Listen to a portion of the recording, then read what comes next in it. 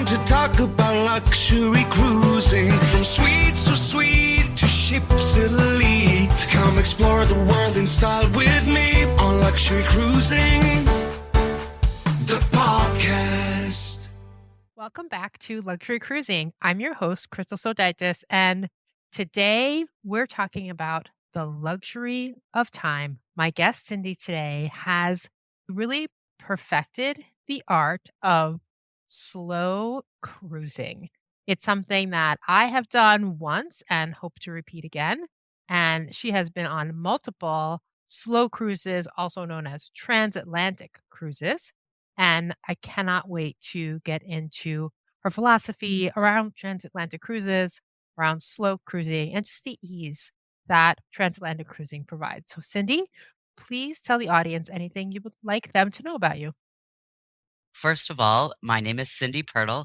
I'm a travel agent in Spring, Texas with Expedia Cruises, and a really strange, varied background. I was a trial attorney for 20 years, retired, went to seminary, and was the director of adult discipleship at church and preached and taught Bible studies.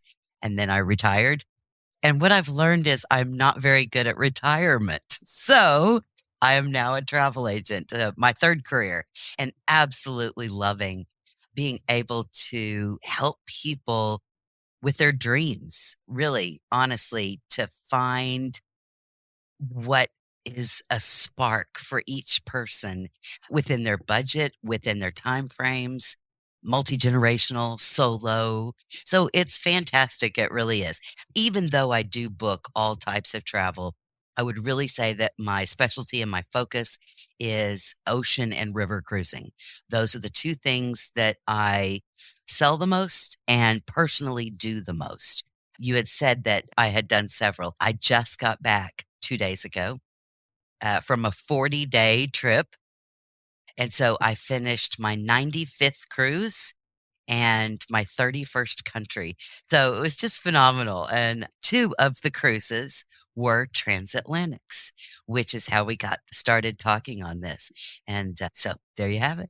Amazing. Amazing. So, clarify, was the 40 days on a ship or the whole trip in its entirety was 40 days? No. So what I did is a 16-night transatlantic from Galveston, Texas to Barcelona, Spain. Then I had 10 days and I did that land. So I flew to Strasbourg, France, and used that because they have a great train system in France, and used that as a point to go to Luxembourg and Switzerland, Germany, and all over. So that was nice. Then went back to Barcelona and did a 13-night transatlantic from Barcelona to Orlando, Florida before I flew home. Oh, that's amazing. So, tell us, on which ships have you done transatlantics? So I did 3 Royal Caribbeans and a Carnival. And part of that is because 2 of the Royal Caribbeans were going out of Galveston. Since I live in Houston, that really is easy and it avoids airfare. The first one was Voyager of the Seas, which is kind of a mid-sized ship. The second one was out of Miami. That was Independence of the Seas. That's the next level up of ship. The one I went over this time was Harmony of the Seas, which is one of Royal Caribbean's Oasis class ships. Huge ship. So many amenities. And then coming home, I was on Carnival Glory, another what I would call small to mid-sized ship. Got it. Got it. And why do you do so many transatlantics? So many reasons. Some that my clients have said that are important and that are important to me. Oh, and there you saw I was moving. There we go. The first is the cost.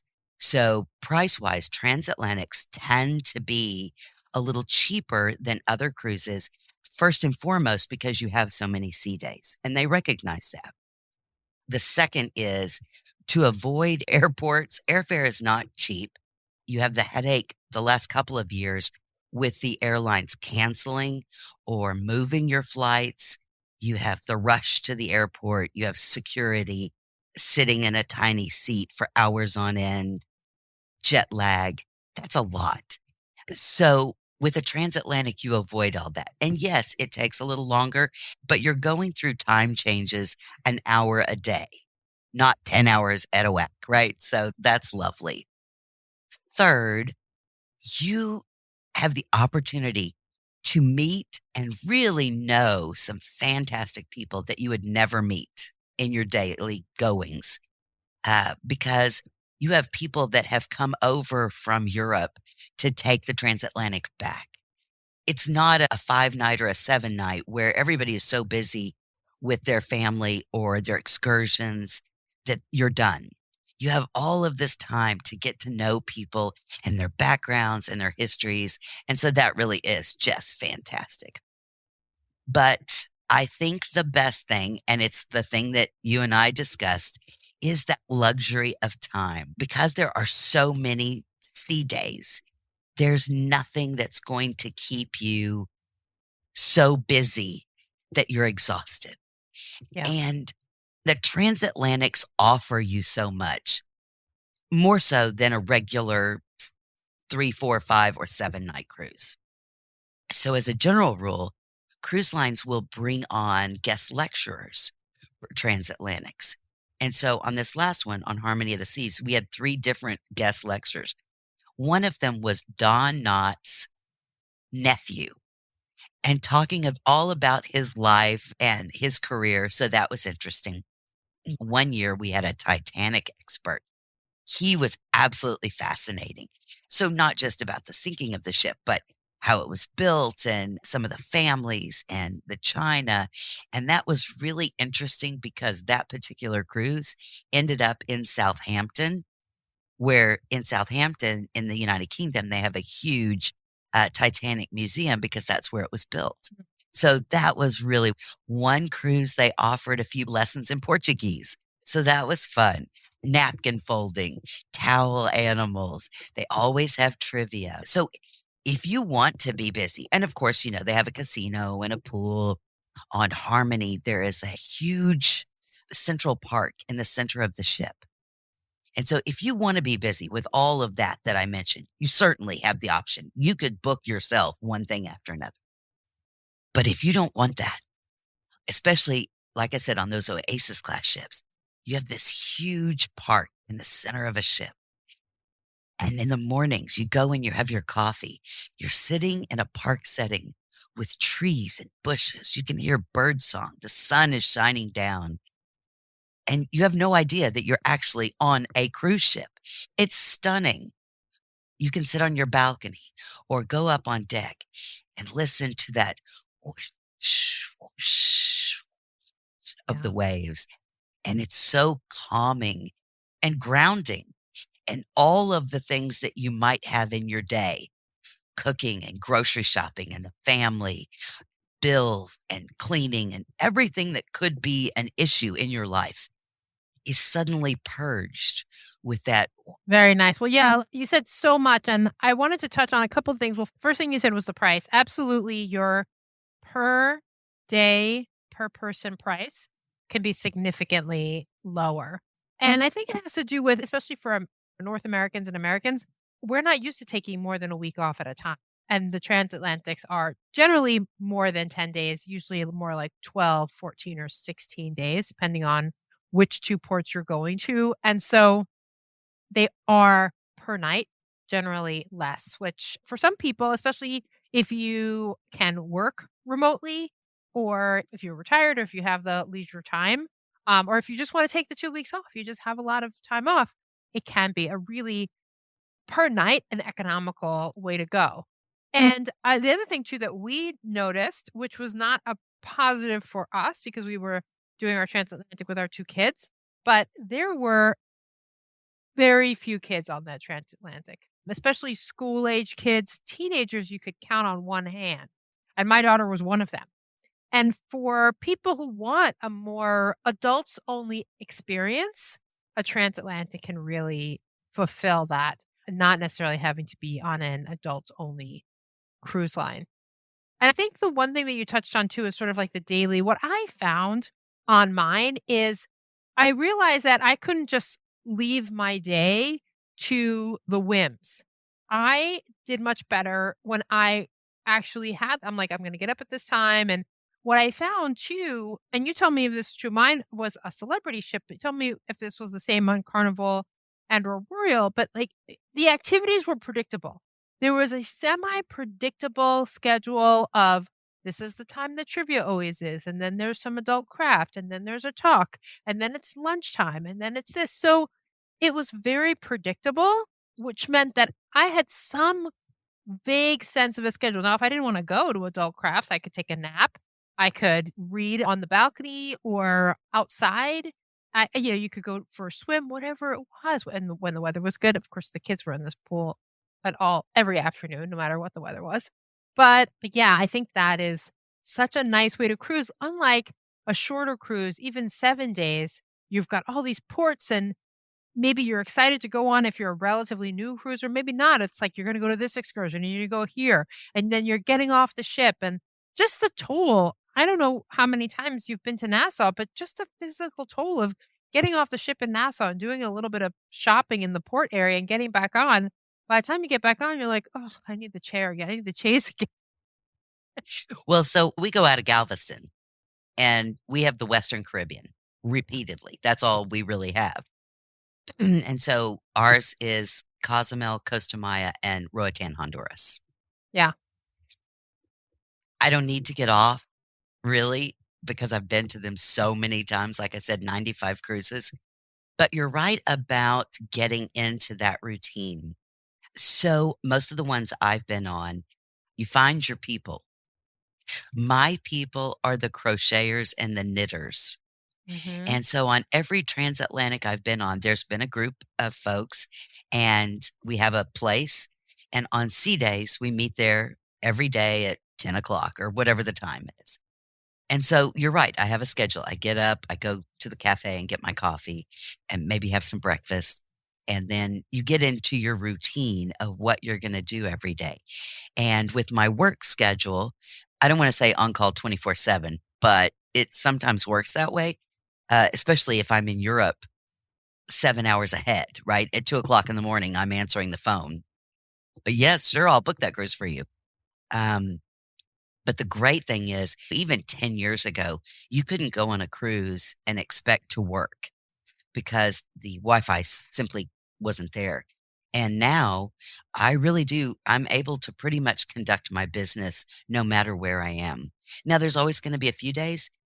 Weather is the biggest thing. If it's cloudy, if it's overcast, you may not have a great signal. But for the most part, I can get everything done. And then I will go back to your comment about kids. So, celebrity is what we consider a luxury line, or a premium line. You start out at the family lines or family/value lines. Those are going to be like MSC, NCL, Carnival, Royal. And in those, you're going to have more families. And even on a transatlantic, while you certainly are not going to have the amount of children that you're going to have on other ships or, during shorter sailings, but you will have a good number of homeschool kids. And because it is those family value lines, that's where you're going to find enough where they'll have a group to kind of hang around with.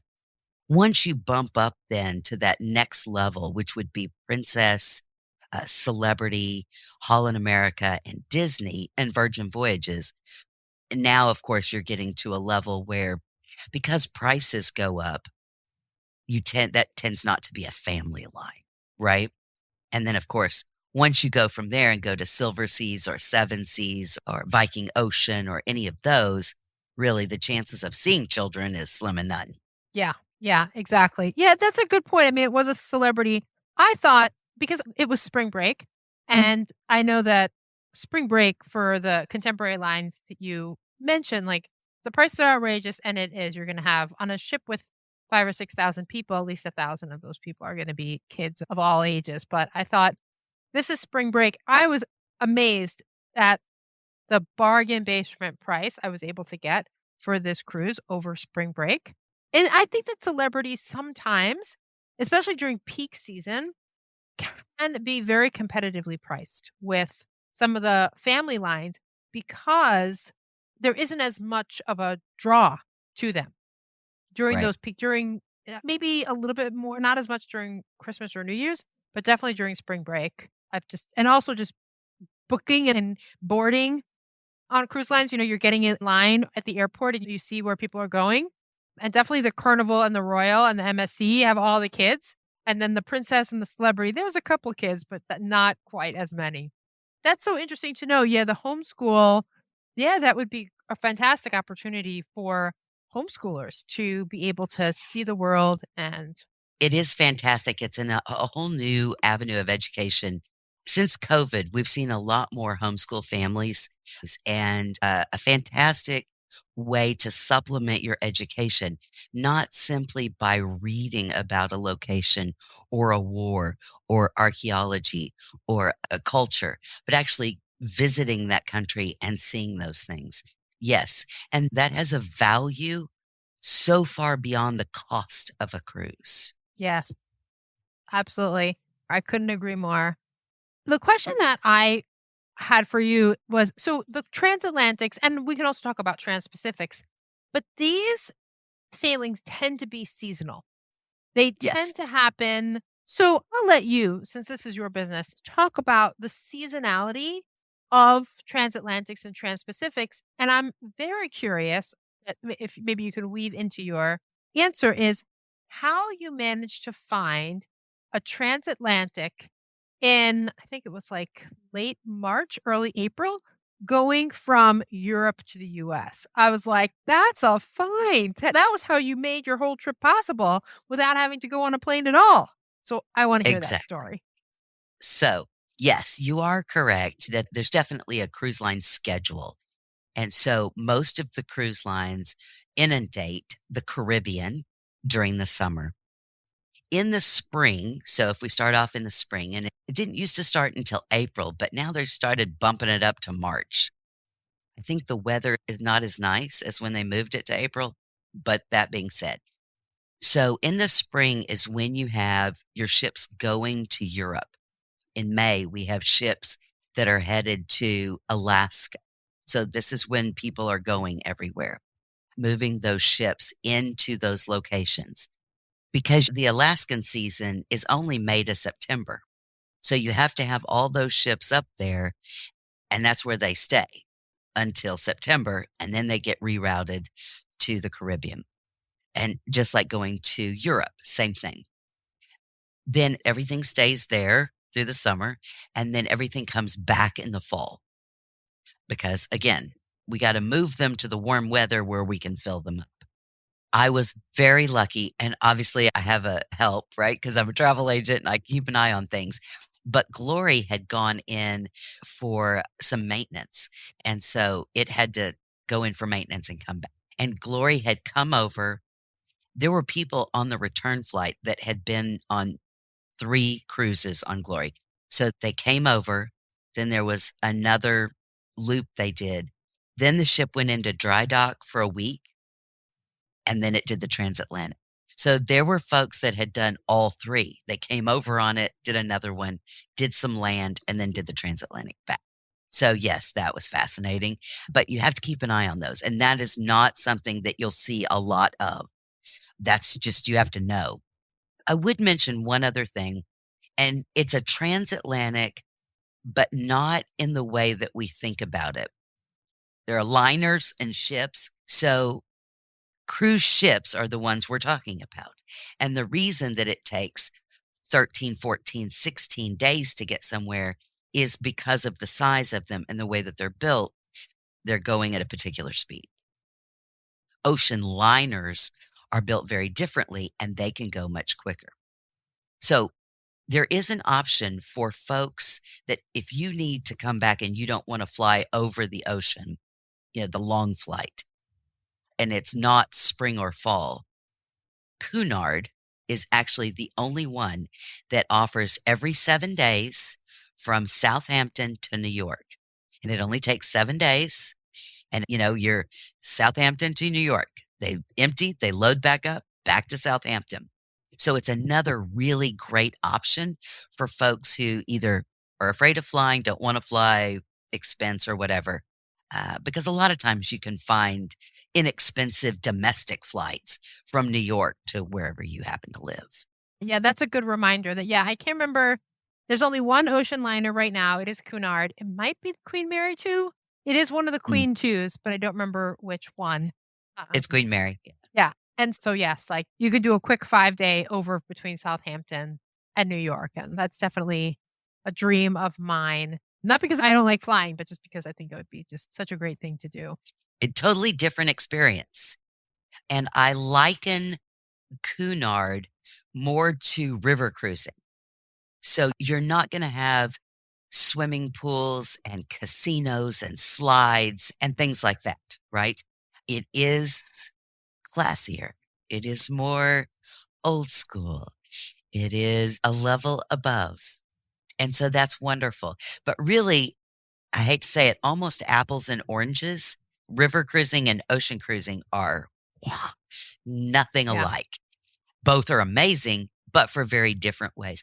And let me say also, because we've discussed the different types, the value family lines, the premium lines, the luxury lines, there is a pro and a con for each of the lines in all the way up.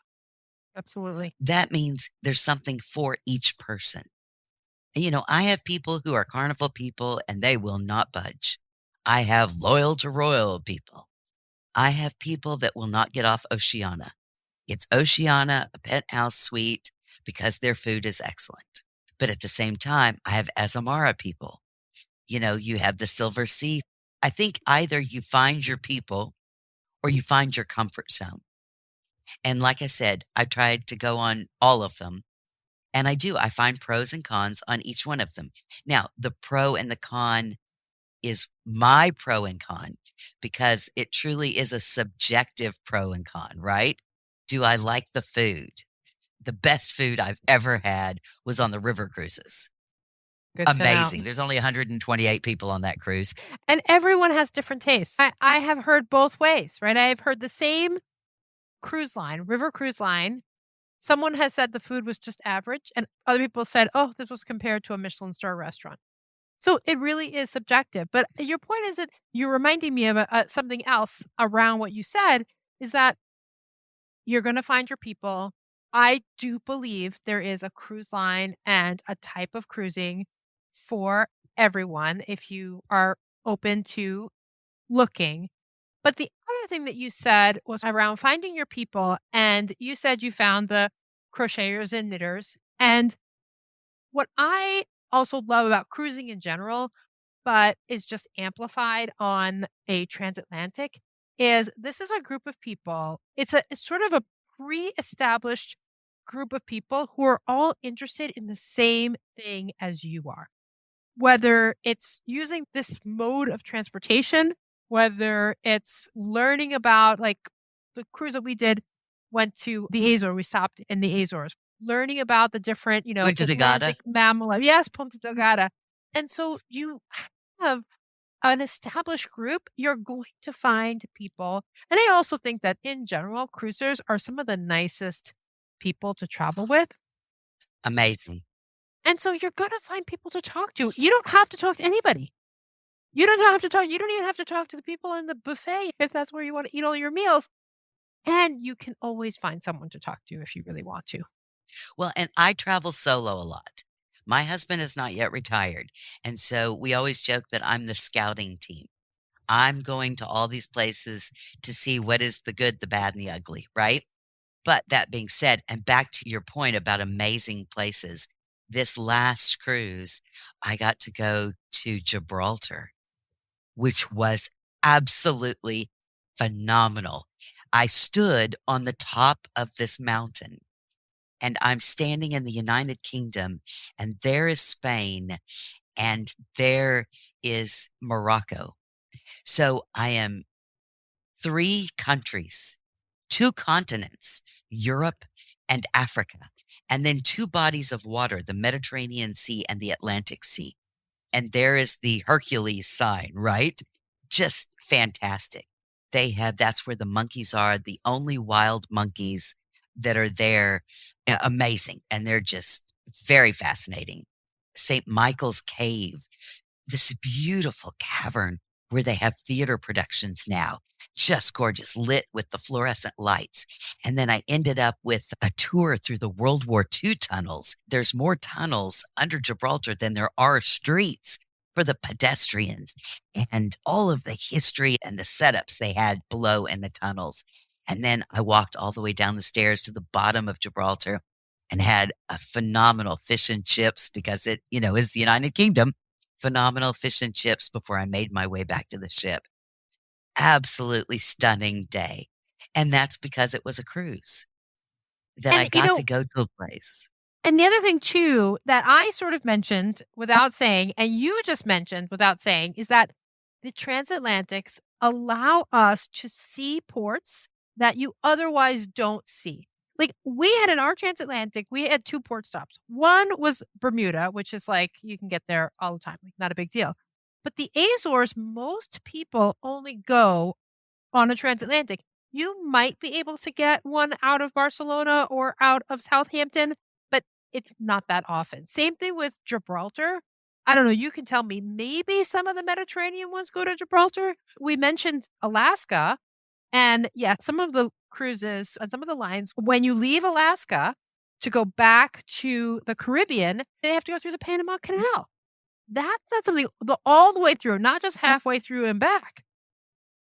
There are so many cruises. I look at these all the time that leave from Alaska and then go to Australia because our winter is their summer cruise season.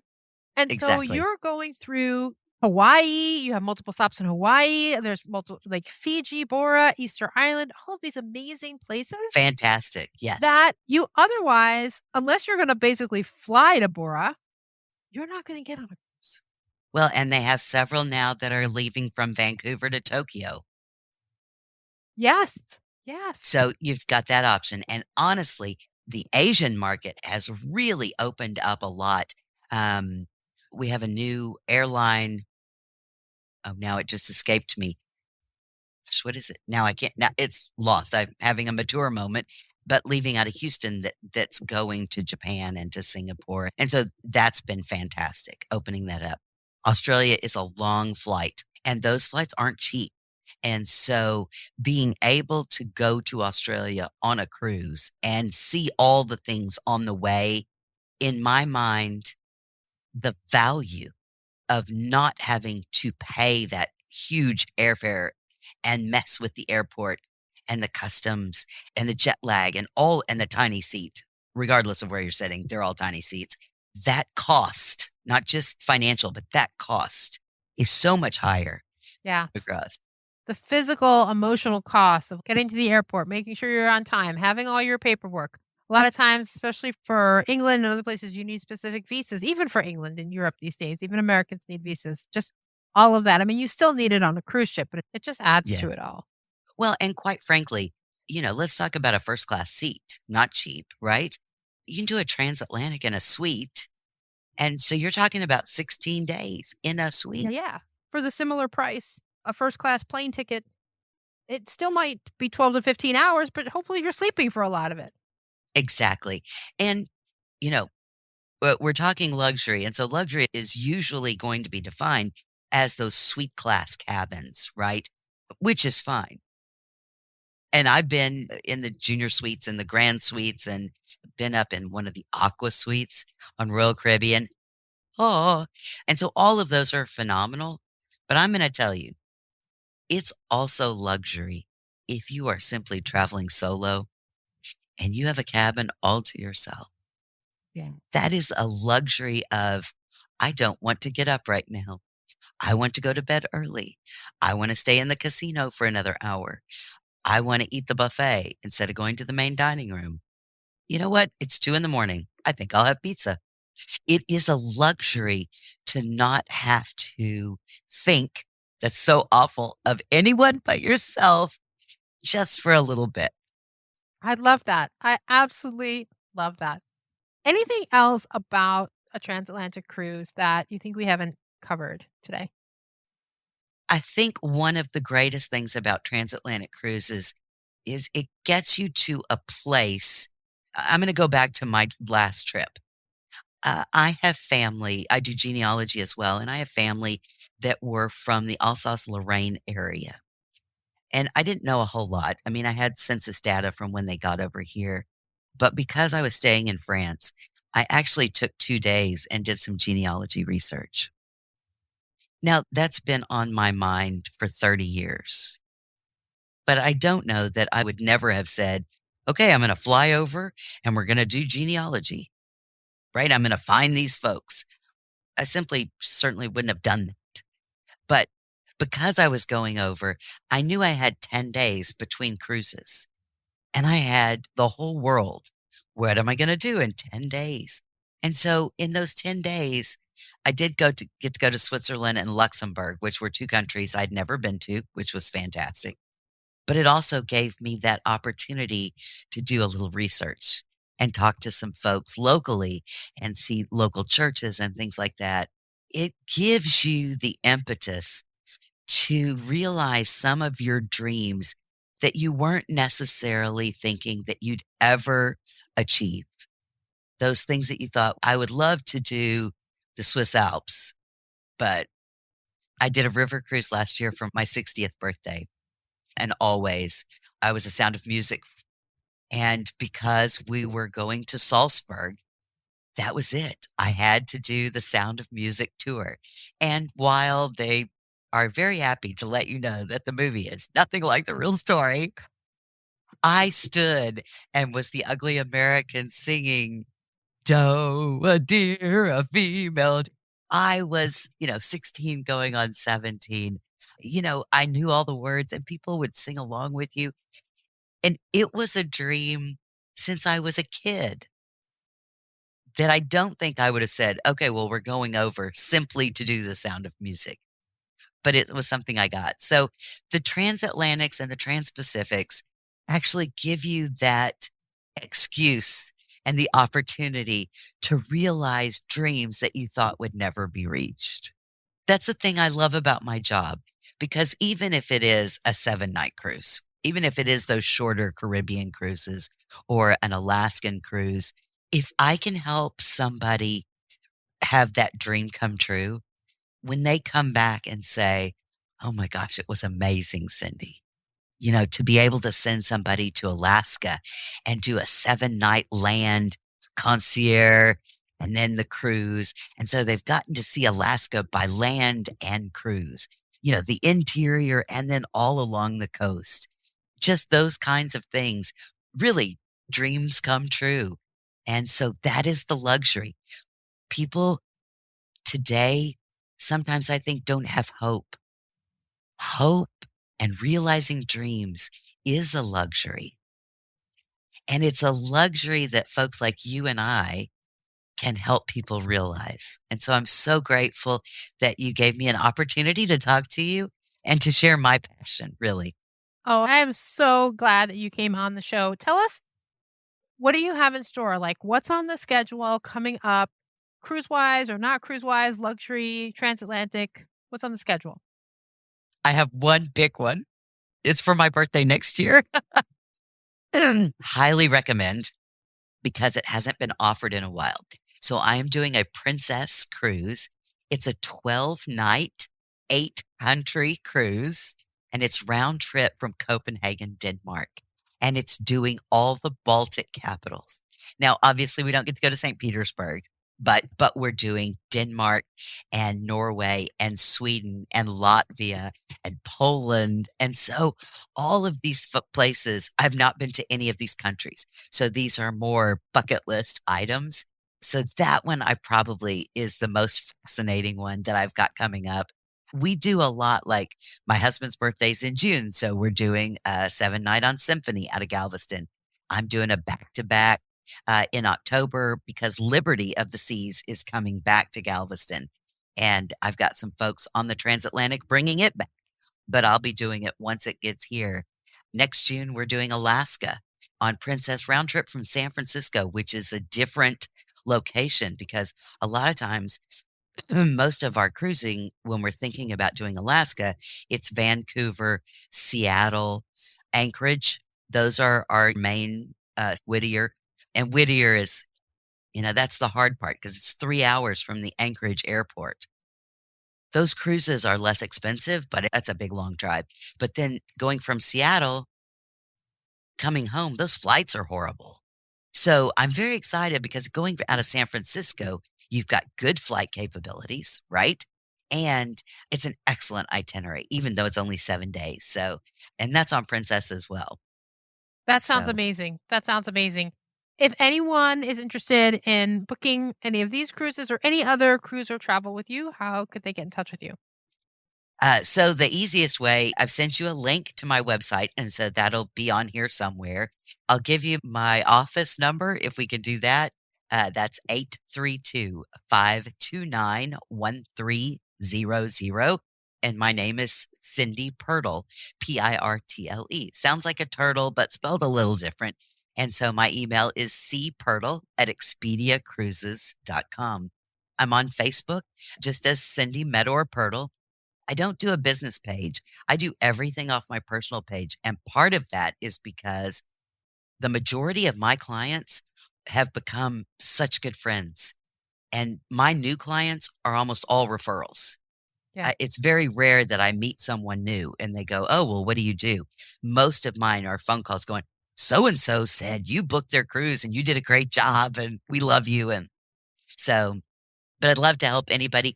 And the nice thing is, questions cost no money. As a travel agent, I cost no money. All travel agent commissions are already built into cruise line fares. You should never have to pay a travel agent to book a cruise.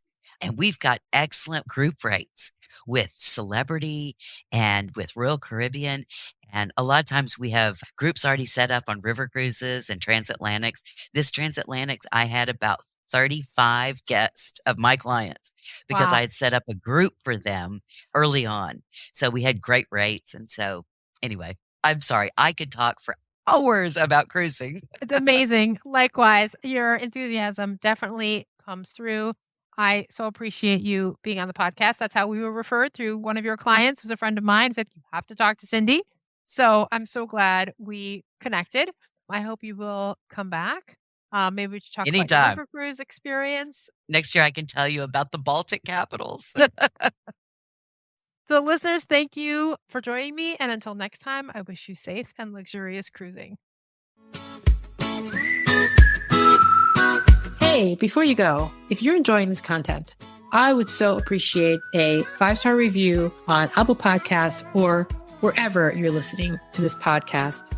If you'd like to be on the show, there's a link to a form in the show notes, or you can email me at luxurycruisingpodcast@gmail.com. That's luxurycruisingpodcast@gmail.com. I hope to hear from you soon.